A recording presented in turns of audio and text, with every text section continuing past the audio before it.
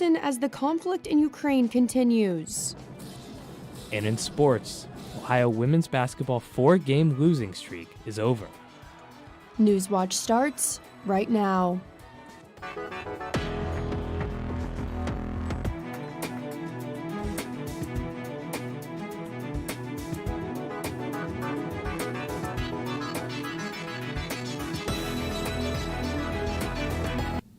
Good evening, I'm Madison Moore. And I'm Will Price, and welcome to Newswatch, your source for news impacting southeastern Ohio. One of Athens' own recently took the field for Super Bowl 56. Nick Veland is now live from Athens to talk about the impact Borough has had on this community. Southeast Ohio recently got a makeover as signs, posters, and walls like the graffiti wall behind me got decked out as Joe Burrow took the field for another one of his primetime games. Joe Burrow, Athens High School. Joe Burrow's Super Bowl introduction perfectly speaks to his relationship with Athens County. A star quarterback who loves where he came from and a community brought together through his historic second season in the NFL. He's never forgotten where he's come from, and a lot of that comes from his parents. He's well-grounded. He's always thinking of other people than himself. Those 5 words, only lasting a couple seconds, is just the latest example of Burrow using his platform to bring attention to Southeast Ohio. He also did it in 2019 during his Heisman acceptance speech. I'm up here for all those kids in Athens and in Athens County that, go home to not a lot of food on the table, hungry after school.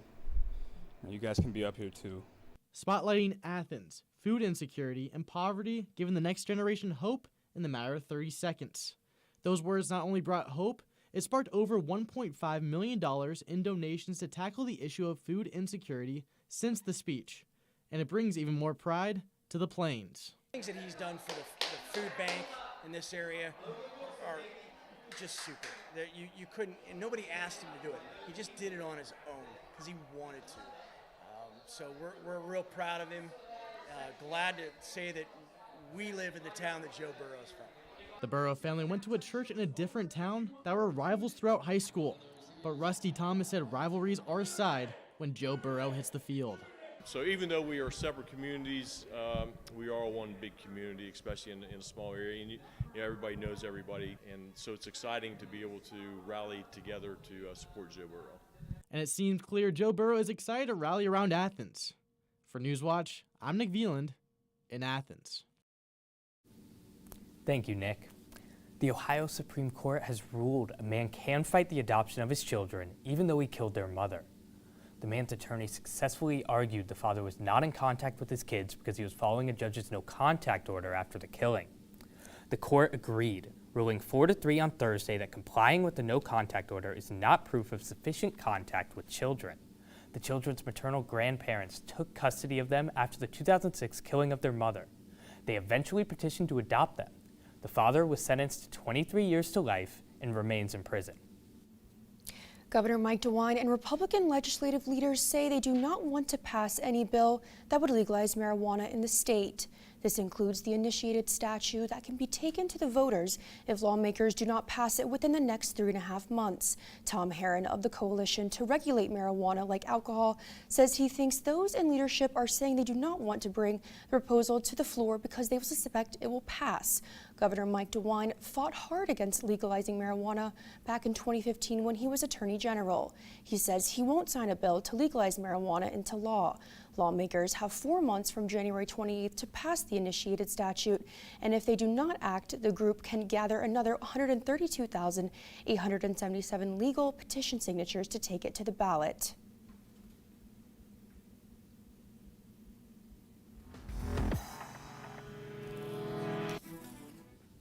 We saw temperatures climb up to the low 40s today, and those temperatures are going to continue to climb heading into our Thursday as a storm system will be moving into our area, bringing rain. We do have right now a wind advisory for parts of our western viewing area. That does include Columbus and Chillicothe. It does go into effect tomorrow at around 4 a.m. and will last till 7 p.m. We will expect windy conditions up to around 40 miles per hour.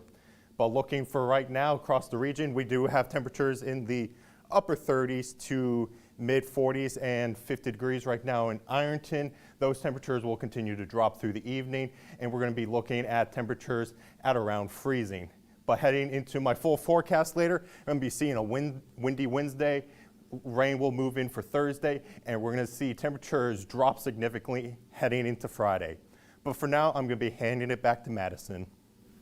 Thanks, Henry. It was a frightening day in Kentucky for one man running for mayor of Louisville. An armed person walked into his office and opened fire. Olivia Russell has more about the investigation of the motive of the gunman. A campaign office turned into a shooting scene on Monday morning. We will need to allow the investigators to do the appropriate work. LMPD Chief Erica Shields said bullets flew through Craig Greenberg's campaign headquarters just after 10 o'clock, narrowly missing the mayoral candidate. He was not struck in his person, although it does appear as though a round did strike a piece of his clothing. Shields said Greenberg and his staff were shaken but safe. She said a man who matched the description of the shooter was found outside of the building a short time later and quickly detained. Now investigators are looking for answers. The chief said it's not clear if the shooting was politically or racially motivated or just a random act of violence. She said that investigation could lead to more protection for other mayoral candidates or city leaders. Until we can determine what the motivating factors were, we're going to keep an open mind and proceed with abundance of caution and concern for many of our community members. Greenberg tweeted an hour after the incident saying, quote, "My team and I are fortunately all safe. We are all with LMPD now. I will provide an update as soon as possible. Thank you for the outpouring of support." Chief Shields later echoed that sigh of relief, saying she's thankful nobody was hurt. We consider ourselves very fortunate today. Investigators say they don't believe any other suspects were involved in the incident. So far, the motive for the shooting is not yet known. After a close encounter, some people are changing their mind about COVID vaccines. And items like gas, homes, and cars could start to cost more as the Ukraine conflict progresses. These stories and more when Newswatch returns. Here in southern England, the remains of Ice Age mammoths have just been discovered. Why were the mammoths here? Could ancient humans have hunted them? It's like a really big whodunit. It's exciting. What can this remarkable site reveal about life and death deep in the Ice Age? The end of the story isn't completely tragic. Great Mammoth Mystery on Nova.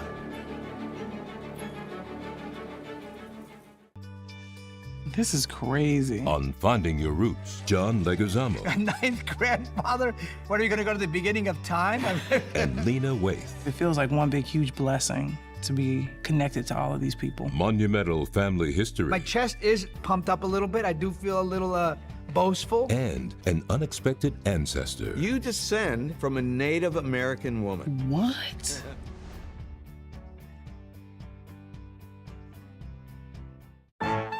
Next time on Antiques Roadshow, our New Hampshire guests are wild about their treasures. This is Leo and Reggie. I got them from my grandparents. Me and my cousins used to always play with them. This brooch belonged to my grandmother. She always called it the Phoenix. And I looked at it, and it's a stork. It's Antiques Roadshow, next time from the Omni Mount Washington Resort in New Hampshire.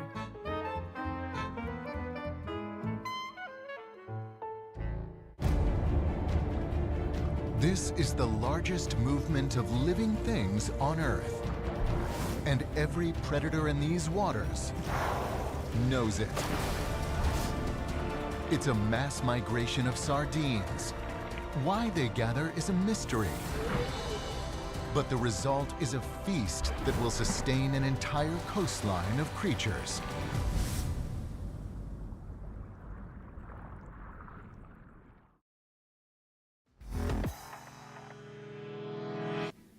As the number of vaccinated people continues to grow, there's still a substantial number who won't get the vaccine or even mask up.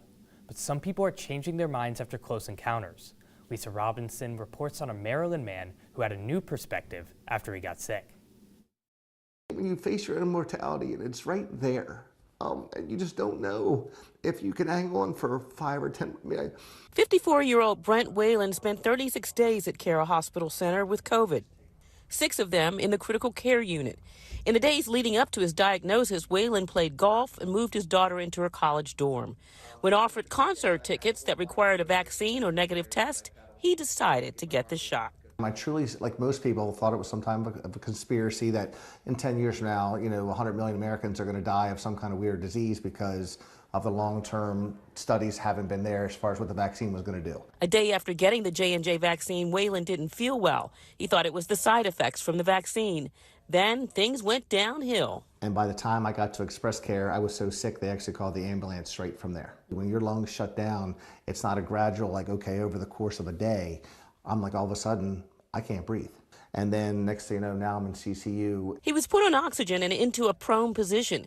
Whalen says he thought he was going to die. The hospital called his sister to make sure he had a will and his affairs in order. It's so hard when you're laying there and you don't know what's going to happen, and then your nurses are telling you, hey, your numbers aren't getting any better. Whalen says he kept thinking of his daughter and how he couldn't leave her. He's much better now, but says his lungs are permanently scarred. He does respiratory therapy at home. And Whalen is no longer an anti-vaxxer. Truly learn the facts. I mean, look at it as far as, and weigh the consequences, because the thing that I tell people is, yeah, maybe there are some long-term effects down the road, but I know that this virus will kill you now, and you won't have down the road. Whalen asked those who don't want to get vaccinated or wear masks to take themselves out of the equation. Think about the people that depend on you and love you and care about you, and think about what will happen if you're not here. That's the message. Lisa Robinson, WBAL TV 11 News. There are 1,005 active cases in Athens County as of today. 53% of the county has started the vaccination process, and 49.5% of Athens County residents have completed it. Gas, homes, and cars could cost you even more soon. Supply chain issues have led to price increases already. Amy Kiley reports if Russia further invades Ukraine, you might start paying even more. The forces the Russians have massed, they could launch at any point. Ukraine might be far away, but a further Russian invasion there would probably cost you money here. That's because it's not so easy to export goods from a war zone. Here are 4 ways a Russian attack on Ukraine could affect you financially.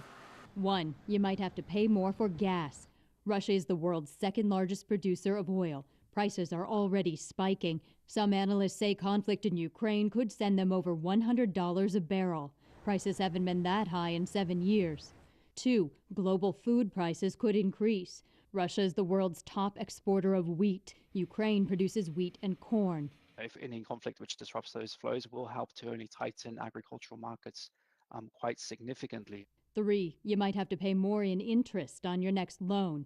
The Federal Reserve is already hinting it'll raise interest rates. Increased inflation could add to its motivation. This is not a good situation. We have to reassure people that we're going to defend our inflation target and we're going to get inflation back to 2%. 4. You might take a hit to your stock portfolio. Markets fell Monday when the U.S. said it would close its embassy in Ukraine.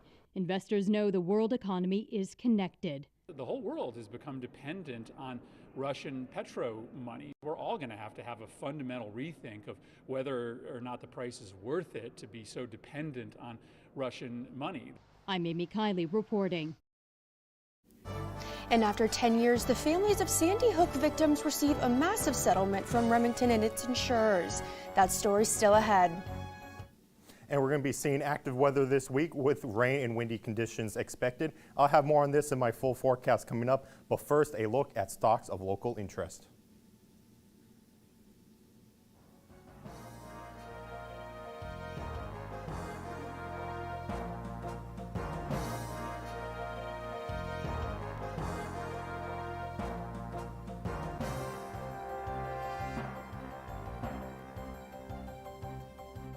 On American Experience, the story of 3 Black diplomats. The State Department had the well-deserved reputation of being extremely elitist. Pale, male, and Yale. Who broke racial barriers. Fact of the matter was, they could never conceive that a black man could ever be an ambassador. It is hard to do the work of America when you have been Jim Crowed by your own government. The American Diplomat on American Experience.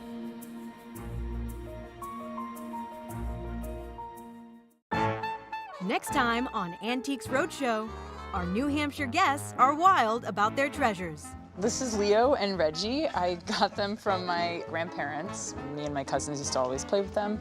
This brooch belonged to my grandmother. She always called it the Phoenix. And I looked at it, and it's a stork. It's Antiques Roadshow, next time from the Omni Mount Washington Resort in New Hampshire.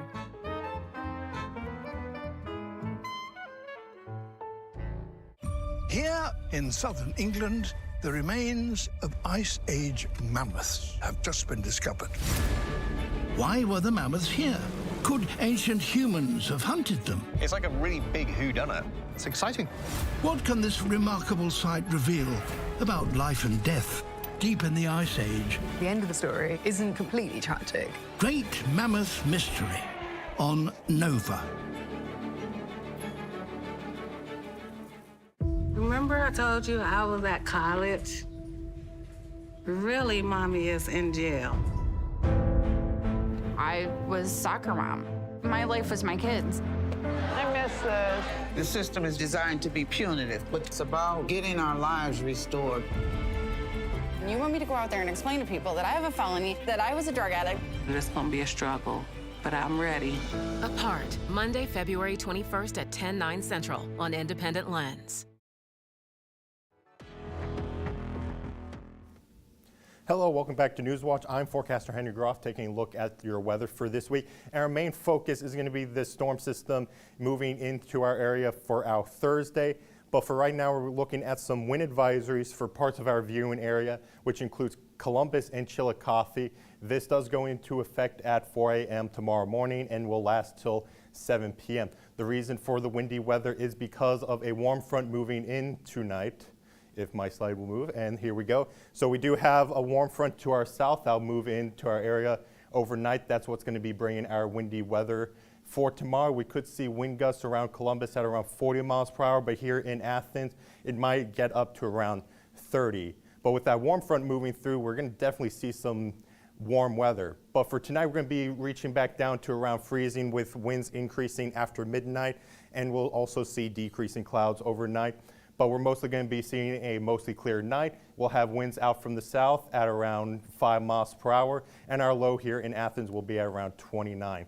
Warmer weather towards the south in Ironton at around 33 degrees, but the rest of our viewing area will remain below freezing with some clouds here or there.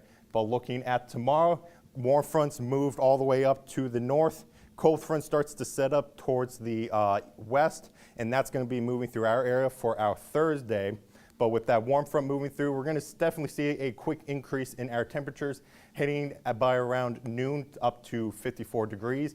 And as we head into the afternoon, winds will definitely start to pick up, and we will see our temperatures reaching at around 61 degrees tomorrow. Winds will be out from the south at around 10 to 15 miles per hour. That's a little gusty. And looking across the region, temperatures will be in the upper 50s towards our north, and we're looking at really warm weather towards the south at around 65 degrees, which is definitely warmer than usual for mid-February. And heading into Thursday, we're going to start to see rain increase from the west, lighter showers towards the east, but heading into Thursday night, it should be more widespread. Temperatures are going to be remaining in the 60s, but down towards Ironton, we may possibly hit around 70 degrees, but right now we're looking at 67 degrees. Here in Athens, it's going to be around 60 degrees. But as we head into Friday, you can switch that 63 around to a 36 because that's what we're going to be seeing on Friday. But skies will start to clear out for our weekend. It's looking really nice right now with Saturday at around 40 degrees, and Sunday we're heading back to 55 with the 60s. Not saying goodbye right now. They will be back for Monday and Tuesday. And the next chance of rain is probably going to be around Tuesday. Right now it's at around 70%. But right now for this weekend, it is looking really good. I'm going to be handing it back to Madison for now. Thanks, Henry. A historic settlement between a gun maker and families of an infamous mass shooting in America. Families of some of the Sandy Hook Elementary School shooting victims have reached a $73 million settlement with Remington and its insurers. And as Daryl Forges reports, it comes more than 7 years after the lawsuit was filed. Today is a day of accountability for an industry that has thus far enjoyed operating with immunity and impunity. Gunmaker Remington has agreed to the settlement with the families of 5 children and 4 adults killed in the massacre at Sandy Hook Elementary School. Every single day we miss who Rachel would be. The settlement comes more than 7 years after the lawsuit was officially filed.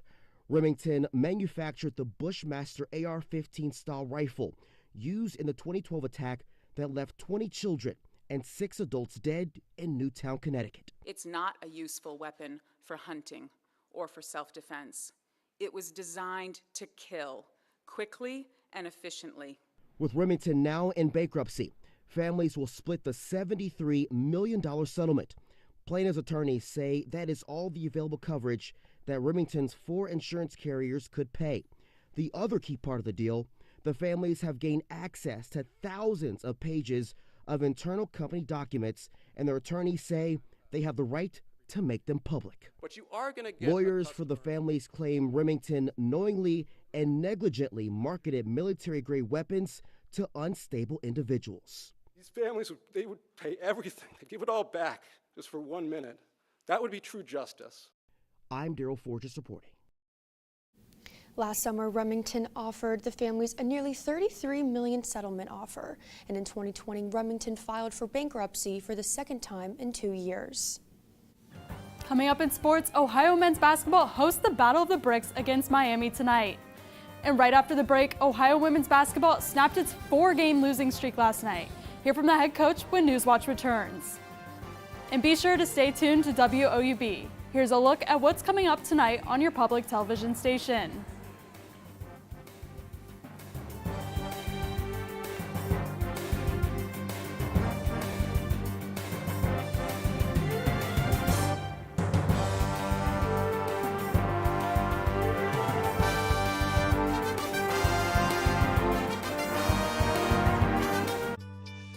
This is crazy. On Finding Your Roots, John Leguizamo. A 9th grandfather?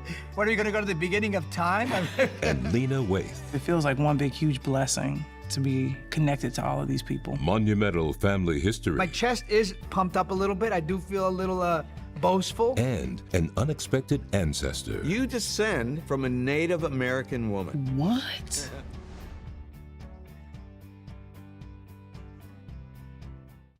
Lace up those sneakers and hit the hardwood, because Hardwood Heroes is back.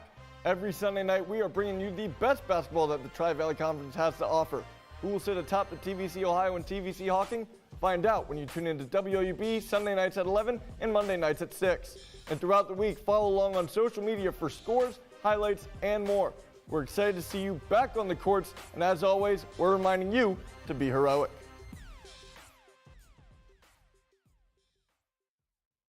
On Greta Thunberg, a year to change the world as the global pandemic emerges. I have contracted the coronavirus. Greta sees technology as only a partial solution to climate change. We have lots of solutions. The problem is time.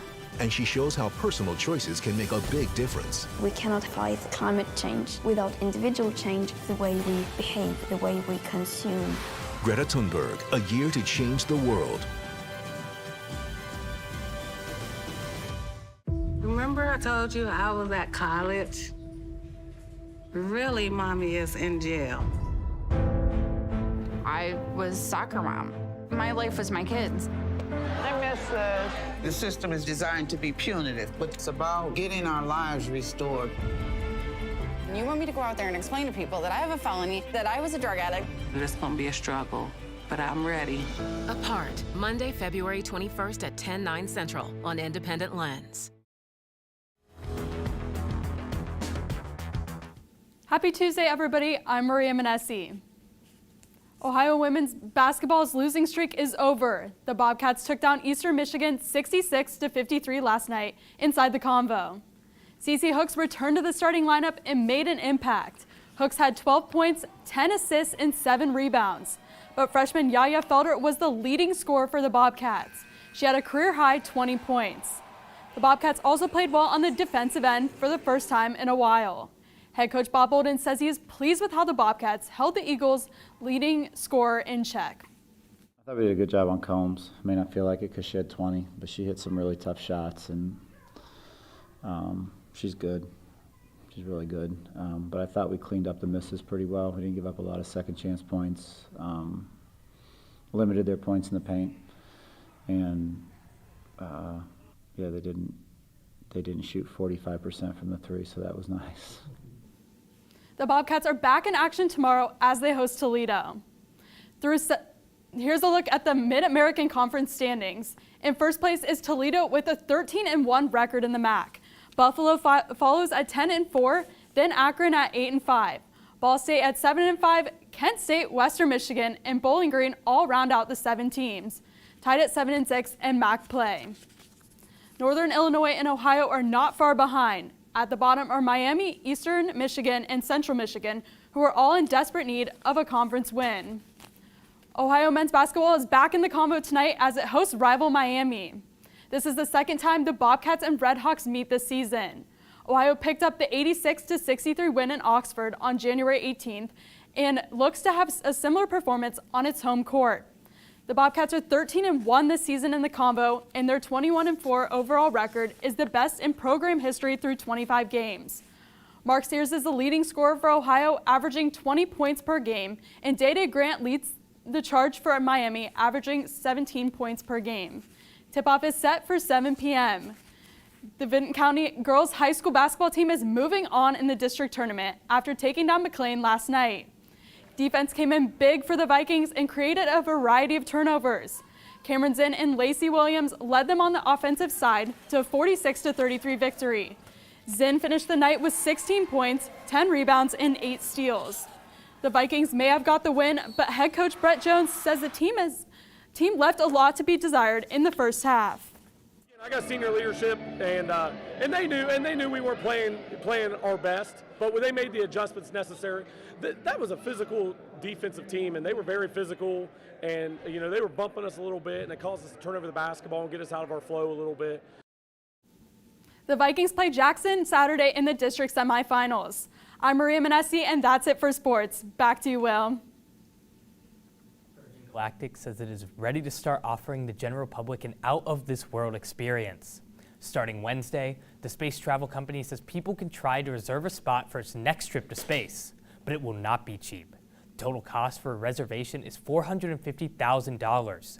An initial deposit of $150,000 holds your spot. Virgin Galactic says those who take the trip will experience an hour-and-a-half journey to space and back and see what the planet looks like from outside of it. 1,000 people are slated to be on board of the initial flight later this year.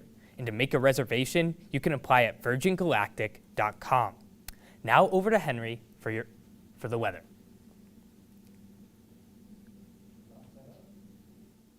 Thank you, Will. So looking at the final look at the forecast for tomorrow, it's going to be really warm with a high of 61 degrees. We will see gusty winds out from the south at around 10 to 15 miles per hour. Columbus and Chillicothe are still under a wind advisory for tomorrow. They will see wind gusts up to around 40 miles per hour. And across the region, we're going to be seeing temperatures in the upper 50s and low 60s down south. But looking for our Thursday, we're going to be seeing temperatures around 63 degrees before a cold front comes through and drops our temperature all the way down to 24. Our temperatures won't be recovering until later this weekend, where we'll see Sunday at a high of around 55. That's it for weather. I'm going to be handing it back to the desk. And that does it for our broadcast this evening. Thanks for watching. I'm Madison Moore. And I'm Will Price. Stay tuned for the PBS NewsHour coming up next. And remember, you can always find the latest news at WOUB.org. Have a great night.